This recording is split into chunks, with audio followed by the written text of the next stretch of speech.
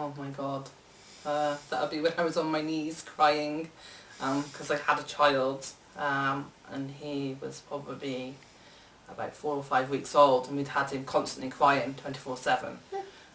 Been to the doctors and they said it was colic, but I kind of knew that there was something else. And I just basically got to the stage that I just couldn't cope anymore, and that's when I phoned the health visitor. I had a breast abscess because I got a blocked milk duct, and I ended up having a breast abscess, which I left it too long, and I should have gone to the doctor sooner really, which I didn't. And eventually it got to the size of a golf ball basically. And then I went to Shrewsbury, my health visitor, she rung the hospital up for me, she got breastfeeding specialists to come and talk to me.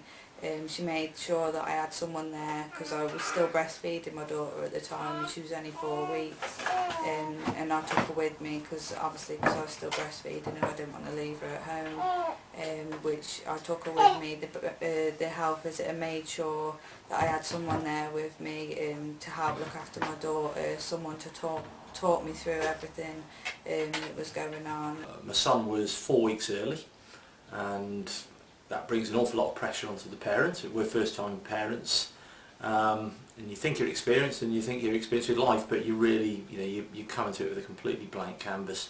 When I came home initially, my husband was here for 3 weeks, and then he went away to work because he's in the Navy. He deployed away, so I was totally on my own with three small children, and I was just a wreck. My son Adam was born 2.5 years ago, and when he was born he had group B strep meningitis, which means that he was in neonatal intensive care and on life support for his first 3 weeks of life. By the time I was discharged from hospital as well, because I also had complications, we were effectively an emotional wreck, and coming home we just needed some kind of support. In the intervening 2.5 years, it has become clear that Adam is significantly hearing impaired, he's significantly visually impaired, he is severely asthmatic, he has been in and out of hospital more times than I can count. It has just now been realised that he is autistic as well, and he will be going to the Bridge Special Needs Assessment Nursery. To put that in context, we've had a health visitor who has been with us every step of the way. Yeah, I had a basic idea, but she cleared a lot of things out for me and made it a lot more clearer what I needed to do and what I needed to change and what I didn't need to do, and just stuff like that really. And she helps every time she comes.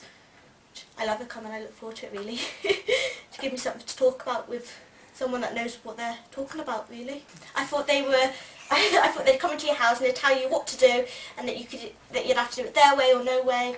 Whereas Jo, she came in and she said, I'm not going to tell you what to do. She goes, you don't have to follow what I do. She goes, I'll only advise you on what you can do to improve. So jokingly, there isn't a series on TV called the Health Visitor, so I hadn't really got an idea or a concept of what this particular person would be. So I was able to see straight away that the health visitor actually was a health professional with medical background, with experience in these fields. I always thought they were busybodies. They came Taking their moves in. Told you what to do with the baby. Yeah, but that's totally untrue. Totally untrue. They have done nothing but support me and my partner and Harry, and the advice they have given us has basically meant that we became a family, a happy family. The home visit from the health visiting side was so important to provide that sort of support, backup, and just give you a little bit of reassurance that you're not alone. You aren't the first person who sat there saying, how on earth do I do this? What are we supposed to be doing? Very helpful, very calming, just completely reassured me that I was not out of the ordinary, that this has happened before and it can be fixed. And so I kind of went from being somebody who was literally at the end of my tether, kind of came away thinking, okay, we can fix this. He's gone from a baby who would wake several times in the night or wake once and be awake for 3 hours. There was no consistency, no pattern to it, and that's the thing that we found most challenging. We didn't know how to deal with the fact that we couldn't predict what he was going to do. To a child that we put to bed at 7:30, 8:15 at night, and most days we don't hear a peep from him till 6 o'clock, gone 6. I mean, Jo's helped us so much. She said, so anything we've needed, she said just give her mobile number, so contact her anytime. Any advice, she gives plenty of advice. As I said, it's just, you build up a friendship, and you know, it's easy to talk to her in the end. She tells me about what progress she should be doing and if she's achieving it, and just little things like that really. And she helps like with her weight, because I always like her to weigh her when she comes. And she helps me about when I'm weaning her and what solids I should be giving her and what I shouldn't be giving her, and how much I should and what I shouldn't basically. And he did that, right, here you go, this is what you have to do. Because, and as well, in my head I kept thinking, well, I've got 2. I've got an excuse, I've got 2. It is going to be harder, but it doesn't have to be harder. The fact that Wendy has been at the other end of the phone, at the other end of an email on occasion, or sat on my settee more times than I can count. And when I've had those incredibly difficult diagnoses, or the days when I'm just having a meltdown because it's just too stressful, because it's an incredibly difficult journey, I've known that I've been able to pick up the phone, often in tears, to Wendy and just say, help.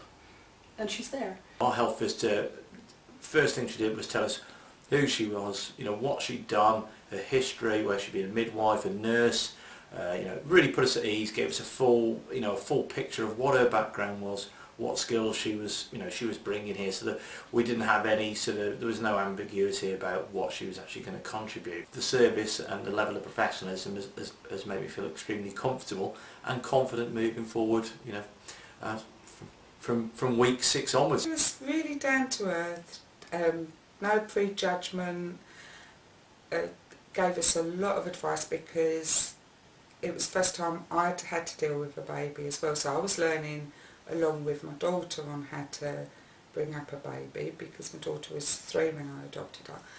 So it was a learning curve for me as well, and sometimes I felt that the questions I was asking were stupid, but I never felt stupid. My daughter's taken heed of what Wendy's had to say.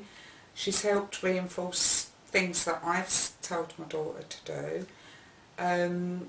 My daughter finds her really approachable, which is helpful, because especially with learning problems, sometimes they can be made to feel stupid, and she hasn't been made to feel that. And when my daughter was having problems with the breastfeeding, Wendy helped us out with that and gave us the proper advice we needed.